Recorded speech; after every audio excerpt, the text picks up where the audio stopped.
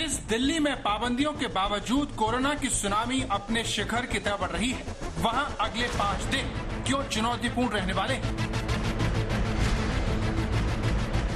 जिस दिल्ली में लापरवाहियों के बीच कोरोना की संक्रमण की दर सुरसा के मुंह की तरफ बढ़ती जा रही हो, वहां पर तीसरी लहर का पीक कब आ सकता है? जिस दिल्ली में संसद भवन से लेकर दिल्ली पुलिस में कोरोना वायरस बम बनकर फूट रहा है, उस दिल्ली में आगे क्या होने वाला है? कोरोना की तीसरी लहर से दिल्ली के मुख्यमंत्री भी नहीं बच सके। रविवार को ठीक हुए तो उन्होंने दिल्ली वालों को बताया कि राजधानी में कोरोना अभी कंट्रोल में है और वो लॉकडाउन नहीं लगाने जा रहे। कई लोग मेरे से प्रश्न पूछ रहे हैं, लॉकडाउन लगेगा? हम लॉकडाउन नहीं लगाना चाहते। लॉकडाउन नहीं लगेगा अगर आप मास्क पहनोगे तो। मास्क पहनने की शर्त रखकर केजरीवाल ने जिस लॉकडाउन का विकल्प खुला रखा, उस दिल्ली में कोरोना की घोर लापरवाही देखने को मिल रही है। जब दिल्ली वालों को सबसे ज्यादा कोरोना को लेकर चौकन्ना रहना चाहिए, तब वो वही गलती दोहरा रहे हैं जो उन्होंने पहली और दूसरी लहर में की थी। दिल्ली की ऐसी तस्वीरों को जानकार लॉकडाउन का रेड सिग्नल बताते हैं और मानते हैं कि दिल्ली पर आने वाले 5 दिन भारी पड़ सकते हैं। इसकी पहली बड़ी वजह राजधानी में दिन दूनी रात चौगनी रफ्तार से बढ़ते इस महामारी के आंकड़े हैं। दिल्ली में 1 जनवरी को कोरोना के 2716 मामले थे, जो 5 जनवरी तक 10,665 हो गए। इसके बाद 6 जनवरी को ये 15,097, 7 जनवरी को 17,335, 8 जनवरी को 20,181, 9 जनवरी को 22,951। ओमिक्रॉन को लेकर बनी गलत धारणा कहें या फिर कोरोना के नियमों को लेकर दिल्ली में लोग कोरोना को न्योता देते दिख रहे हैं। दिल्ली पुलिस में कोरोना बड़े पैमाने पर घुसपैठ कर चुका है। दिल्ली में 1000 से ज्यादा जवान संक्रमित हो गए हैं। इसमें एडिशनल कमिश्नर और पीआरओ चिन्मय विस्वाल भी शामिल हैं। दिल्ली पुलिस में बड़े पैमाने पर कोरोना विस्फोट हुआ है। दिल्ली पुलिस सूत्रों के मुताबिक अब तक तकरीबन 1000 से ज्यादा पुलिसकर्मी कोरोना की चपेट में आ चुके हैं। हालत ये है कि दिल्ली पुलिस मुख्यालय में भी कई पुलिसकर्मी कोरोना पॉजिटिव पाए गए हैं। इसको देखते हुए दिल्ली पुलिस ने बकायदा दिल्ली पुलिस मुख्यालय में कोविड हेल्प डेस्क बनाया है, जो वक्त वक्त पर तमाम पुलिस कर्मियों की हेल्थ की जानकारी ले रहे हैं। यहाँ हम आपको बता दें कि दिल्ली पुलिस के तमाम पुलिस कर्मियों को पहले ही कोविड वैक्सीन की दोनों डोज लगाई जा चुकी है। दिल्ली पुलिस की तरह कोरोना संसद भवन के 400 कर्मचारी पहले ही कोरोना की चपेट में है। वहीं सुप्रीम कोर्ट में 7 जजों के साथ 250 से ज्यादा स्टाफ कोरोना की गिरफ्त में है। दिल्ली की जेलों में भी कोरोना की मार पड़ी है। 46 कैदी और 43 जेल स्टाफ अब तक कोरोना पॉजिटिव हो चुके हैं। दिल्ली में कोरोना के विस्फोट की सबसे बड़ी वजह राजधानी में संक्रमण की बढ़ती रफ्तार है।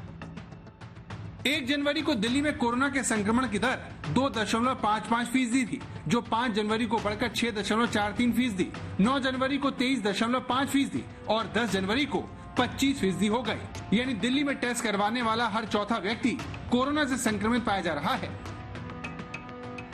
दिल्ली का यह हाल तब है जब सरकार की तरफ से लगातार संक्रमण की दर को रोकने के लिए नाइट कर्फ्यू और वीकेंड लॉकडाउन लगाया जा चुका है, लेकिन ये पाबंदियां कोरोना को बढ़ने से नहीं रोक पा रही। अब सवाल उठता है कि इस दिल्ली में तीसरी लहर का पीक कब आ सकता है, यानी वो तारीख कब आएगी जब कोरोना की सुनामी अपने चरम पर होगी। कानपुर के प्रोफेसर मणिंदर अग्रवाल सूत्र मॉडल के आधार पर कहते हैं, कुछ प्रिलिमिनरी, जैसे मैंने कहा, अंदाज हमारा ये है कि इस महीने के अंत तक अपने उच्चतम स्तर पे ये तीसरी वेव होगी। उसके बाद तेजी से संख्या कम होनी शुरू हो जाएगी। हमारा अंदाज ये है कि तेजी से इस महीने के बाद नीचे आएगी और मार्च के मध्य तक वेव लगभग समाप्त हो जाएगी।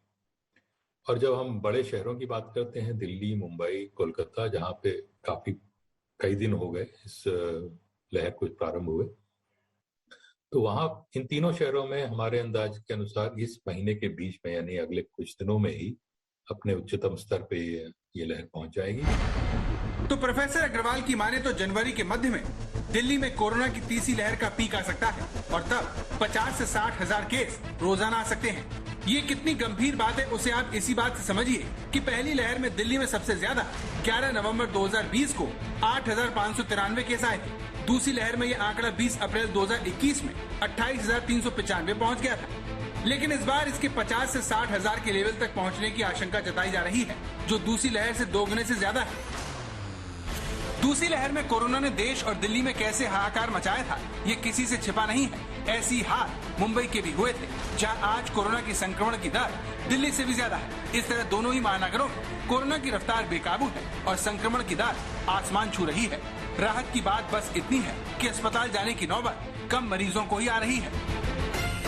कोरोना की इतनी बड़ी, इतनी खतरनाक लहर थी जो अप्रैल वाली थी, उसको हमने पार पा लिया, तो इस लहर को भी हम लोग पार पा लेंगे।